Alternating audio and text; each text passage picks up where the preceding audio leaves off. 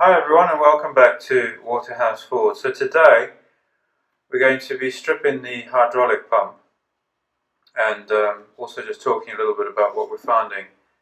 Now again, it's been many years since I've actually worked on one of these, so I will be remembering as I go, and unfortunately I can't promise to remember the name of every part and exactly how everything works, but I'll do my best.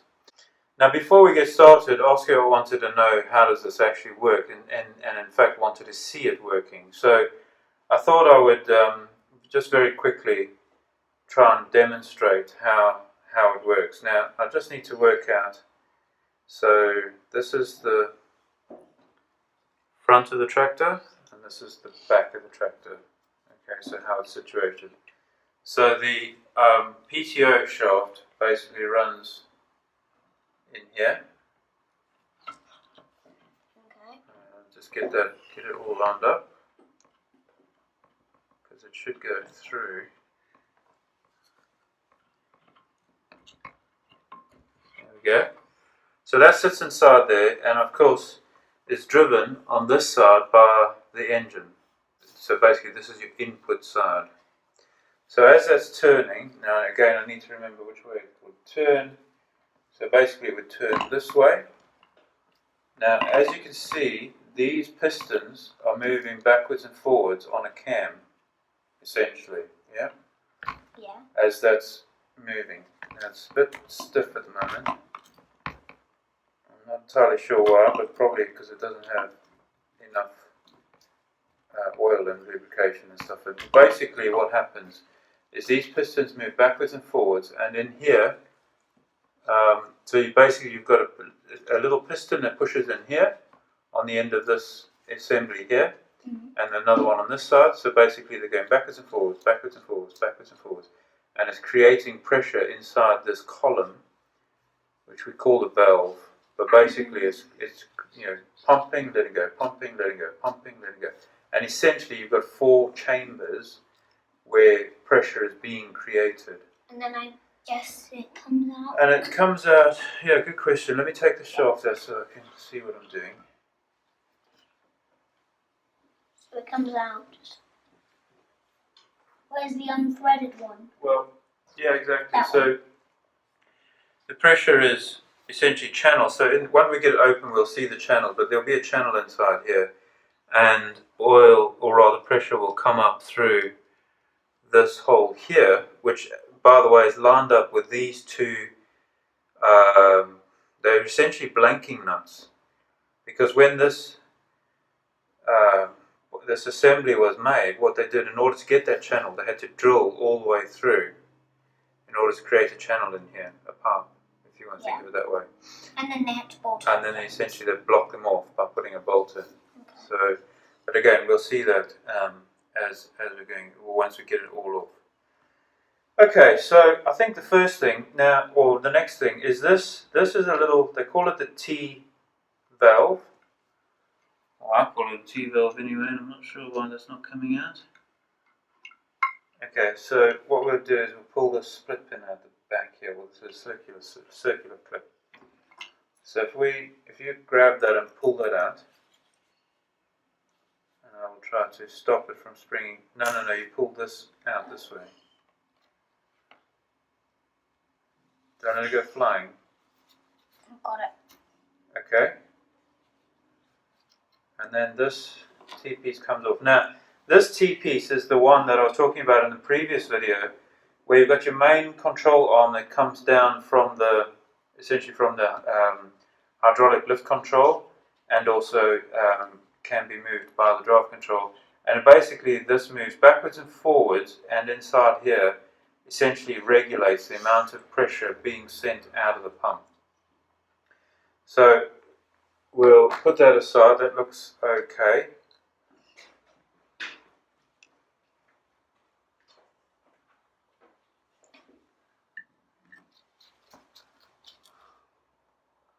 Pull. Twist and pull, you have to do both together. Okay, well done. Okay, and then That's making my stool wobble. there's a spring in here. There we go. Okay. So Yeah. it wasn't an under pressure spring. Well, it was. It banged against my thumb when you pulled the thing out. And there's a very tiny plunger in there as well, so be careful of that when taking this apart. And I think that that's it, but let me just double check, see, make sure there's nothing else down there. Is it done? There is looks like a ball bearing in there, so we'll see if that wants to come out. Yep, there it is. Just a little ball bearing. Just a little ball.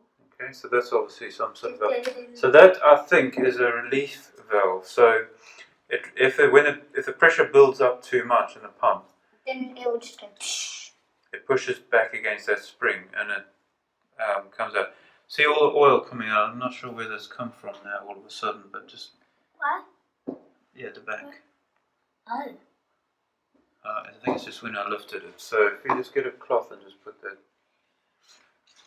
just to soak that up. It looks a bit like melted caramel. Right, 11/16 spanner. This is an And we should be able to pop this off now.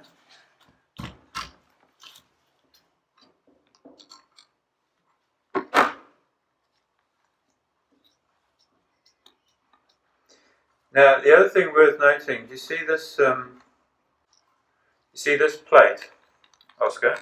Yeah. So basically, this is. I think this was added. So the very first ones that they made didn't have this plate, and basically it was added later because what was happening is the pressure was blowing out here, and it was blowing downwards, and it was picking up. Remember all the dirt that was lying down in here, Yeah. and it's basically throwing all that dirt back up into the oil. What we really want is for the dirt to settle to the bottom and to stay at the bottom, and for the oil at the top obviously to be as clean as possible. Okay. So what they did later on is they added this plate. So when it blows now, it basically pushes it blows like that back into the transmission case and not as much down onto the floor of the thing. So right, so we've got another little, much lighter spring there. But if you see, I don't know if the camera is going to pick this up, but there's a little bit of dirt in there. Now that's not a good thing. That's already bad news. So I'm pretty sure that looks like it might be one of the piece of the bushing or something like that. I'm going to put that to one side because I actually want to look at that more closely later. Okay, but anyway, so there's a little spring on there, Which is like latched on. which is it kind of pushes onto the back of that, and that is your relief valve. So far, that pinged into the last bit. But Okay, right, so that's that. Okay, I think the next thing is to get these valves out. Now again, we've got springs and plungers and all kinds of things in there, so we do need to be doing that reasonably carefully. You're not going to be able to loosen it. Other way.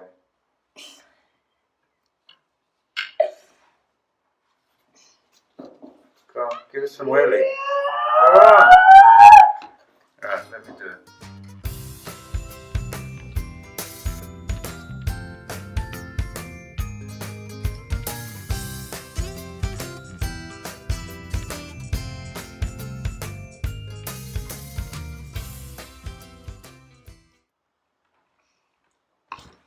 Okay, and this one. Okay. Get that out again. Right. Pop those out. I'll hold the thing down.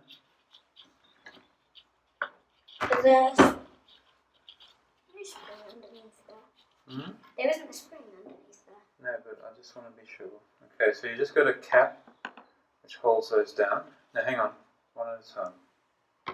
So put that there. Right, now these, I believe, just lift out, Or maybe not. or maybe not. Yeah, you're right. We can move it! There we go.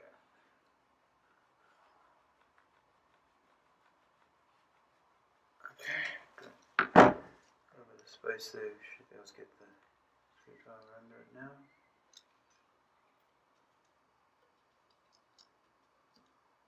Okay, now again we need to be careful because I'm pretty sure there's springs and washers and all kinds of things in there. So there you go. That's the top, which is basically, this is like a, well, it's a cap basically, but it also provides a centerpiece for the valve, the spring in the valve and everything. So, right, so then we've got this, Rubber thing. yeah, just hang on, no.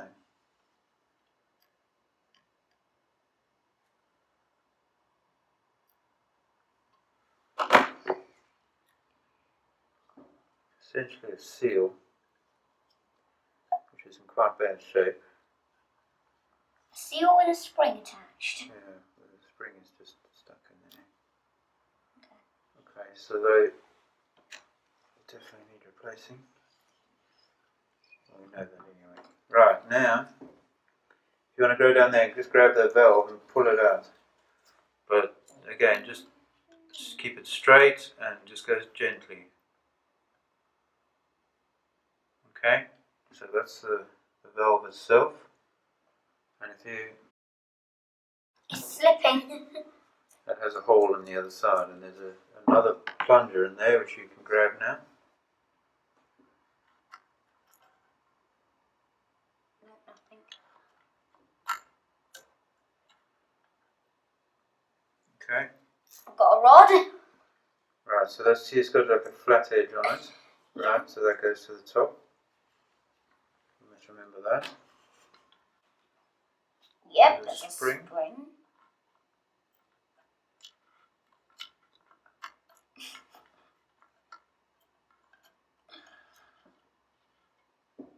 And there's a plunger on the bottom of the spring as well, I think. Okay, yeah, so I actually grabbed the plunger. Okay. Is that it? Right, let's get this one out. I can't wait to remove all that stuff again. Because it seemed like it was going on forever.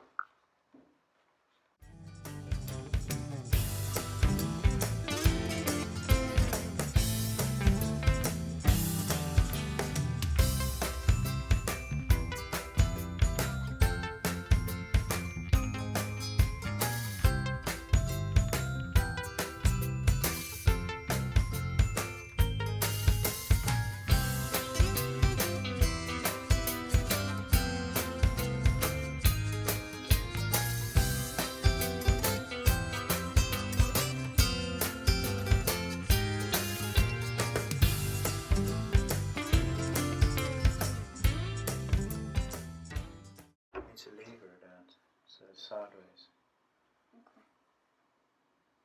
Like that. Okay. It's out. Whee. Okay. I have this. I've got it under control. Just trying to get rid of the rubber. I don't want it going down inside there. Although everything will be cleaned up anyway. Plunger.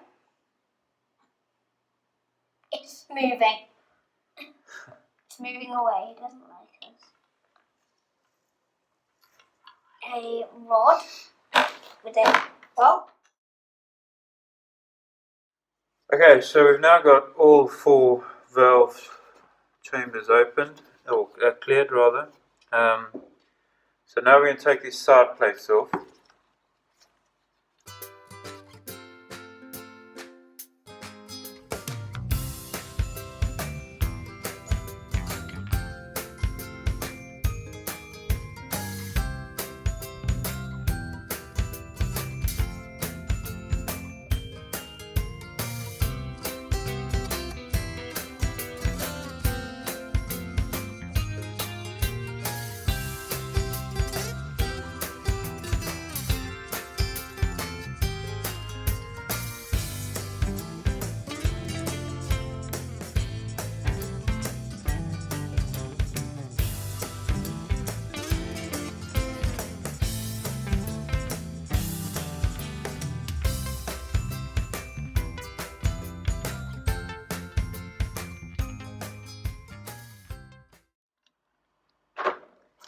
Okay, let's just put those to one side. So remember, the ones with the longer thread go on this side, right? Because we're going to have to remember that when we put it back together. Right, and hopefully this will just tap off.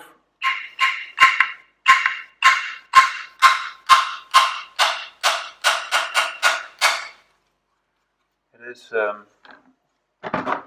believe, just a gasket holding it. Just got to keep wiggling it, and eventually it should come. There we go. Come. Okay, so we've got a obviously quite a nice looking gasket in there. It's actually in quite good condition. In quite good condition, yeah. Although we will need to replace it. Of course. But yeah, that face is nice and clean, so that's good. That's actually a really good car. Now, once we've got this all cleaned up, one of the important things we need to check is obviously the trueness of these holes here, because they need to seal. You'll see in a minute. There's on the pistons. The pistons basically run inside, backwards and forwards, and there they need to be a really good fit. Right. Okay. Well, let's get this other side off, and then it should all come out.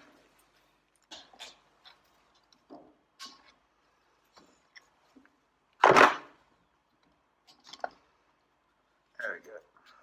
Again, quite a nice gasket. Yeah.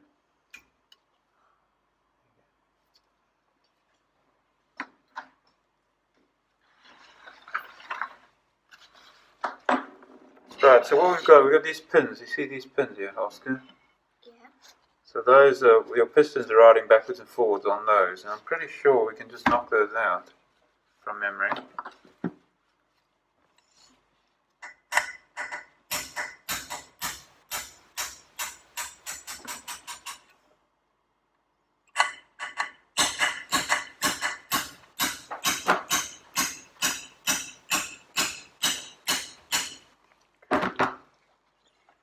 There we go. And then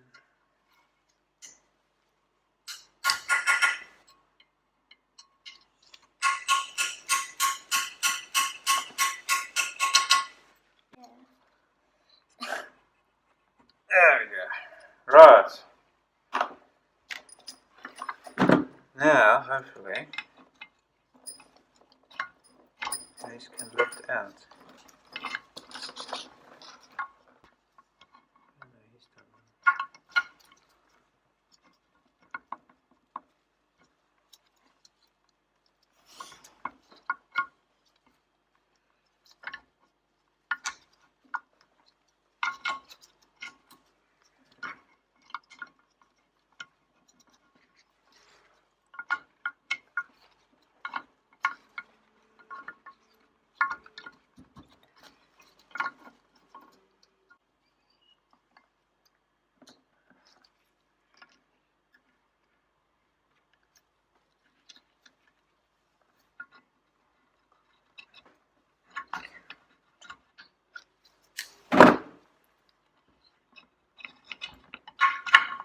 Okay, it's up and it's out.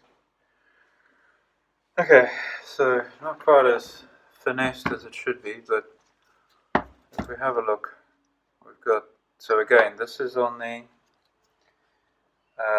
input side. You've got the one piston, or piston carrier.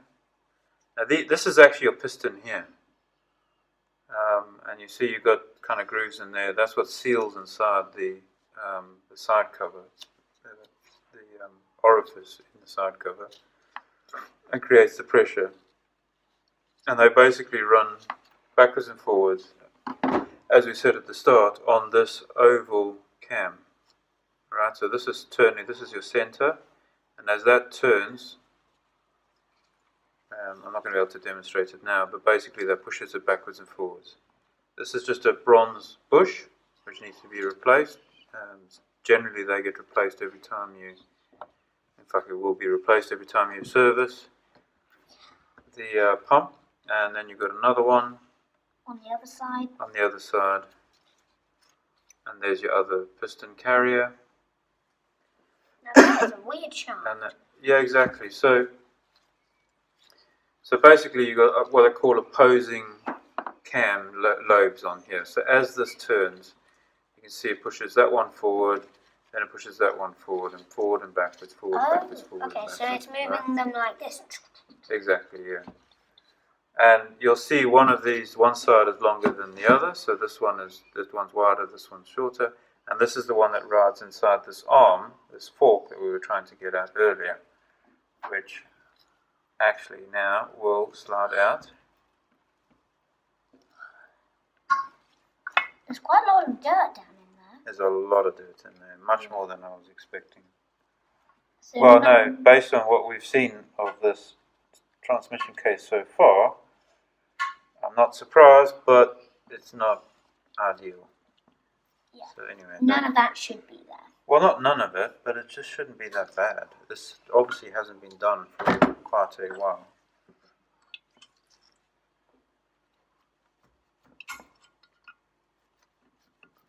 Probably it never got quite as many oil services as it should have, because obviously when you drain your oil, some of the dirt will come out. So that's the thing. And then the final piece is this phosphor bronze bush that rides in the front, and rides just inside here. Right, so that allows it to turn on there. There's a recess in there. And now it's empty. Now it's empty. Right, so other than removing these two bolts on either side of the channel, which we don't have to do, that's not really necessary, but that's pretty much it. That this case is now, for all intents and purposes, empty. There is a bush in here, which I might remove. I need to just read up on that and make sure that we can actually get a replacement. If we can, we'll replace it. If we can't, then we'll leave it. But yeah, there you go. That is stripping the hydraulic pump. So in terms of moving forward, next job obviously is to do yet more cleaning. Is get all this muck out of here. We'll give this a really good clean, and then we need to just measure, check on the tolerances for these orifices, and probably for these as well. I think these are going to be fine. I'm pretty sure those are fine, but I just need to double check these and just make sure that those are fine. If that's the case, that we can reuse the side covers, which is typically what happens. That's quite typical. But pretty much all of the bushes, like all these phosphor bronze bushes, they'll all be replaced. The pistons get replaced, and most of these seals, valves, springs, etc., most of those come in the kit that you buy to